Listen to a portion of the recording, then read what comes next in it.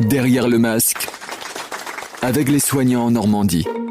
Bonjour à tous, Antoine est élève en 3e année à l'Institut de formation en soins infirmiers de Rouen.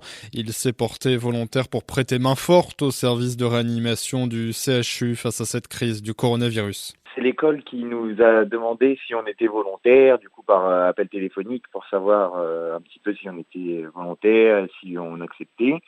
Et puis après, du coup, ça a été la direction des soins qui nous a rappelé du CHU pour nous redemander si on était volontaire et puis nous proposer un poste là pour quelques mois. Moi, du coup, ça faisait 15 jours que j'étais confiné chez moi et puis que je bouillais un peu de pas pouvoir me rendre utile et puis faire mon métier ou mon futur métier. Et puis, du coup, non, j'ai dit oui directement. J'y avais réfléchi pendant les 15 jours quand même avant. Et si on m'appelle, qu'est-ce que je dis? Et puis, du coup, j'avais une réflexion en amont quand même.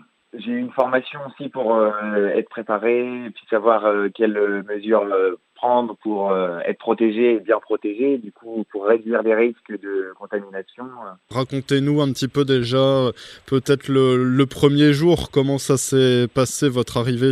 Mon arrivée, j'étais pas vraiment attendu par l'équipe, ils savaient pas que j'allais arriver. Et puis ils étaient très contents parce que du coup c'était un soutien pour eux et puis ils en avaient besoin. Et du coup après ça s'est très bien fait. Ils m'ont montré un petit peu le service que je connaissais déjà parce que j'ai fait un stage là-bas.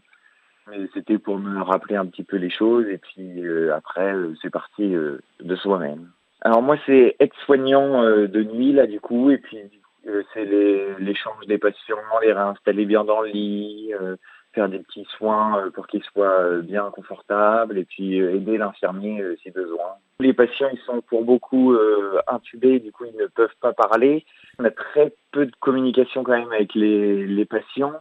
Mais quand ils arrivent et qu'ils sont pas forcément intubés, il y en a beaucoup qui ont des craintes et puis ils ont peur pour eux. Ils disent je ne veux pas mourir ou des choses comme ça.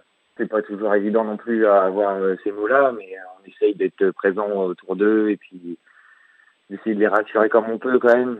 L'ambiance, le rythme de travail, vous qui êtes de nuit, ça va, ça se passe bien?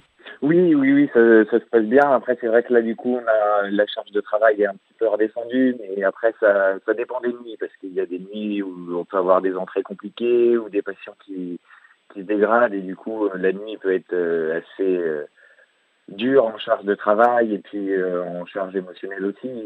Mais après, non, il y a des nuits aussi plus calmes, et puis on arrive à être plus tranquille. Et quand vous parlez avec les collègues, quel est un peu le moral, l'ambiance?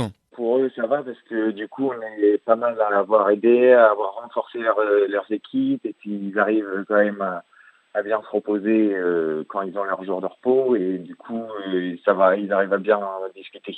Tout cela va nourrir en tout cas votre expérience sans doute professionnelle pour l'avenir? Ah bah oui, ça c'est sûr et puis du coup, c'est sûr que ça va être plus enrichissant pour moi aussi et puis ça m'a permis de remettre un pied en réanimation, c'est là où je veux sûrement travailler plus tard, du coup, ça a été intéressant quand même pour moi. Merci Antoine, élève infirmier à Rouen et volontaire au service réanimation du CHU. Merci d'avoir témoigné dans Derrière le masque sur Tendance Ouest. Bonne journée et bon courage.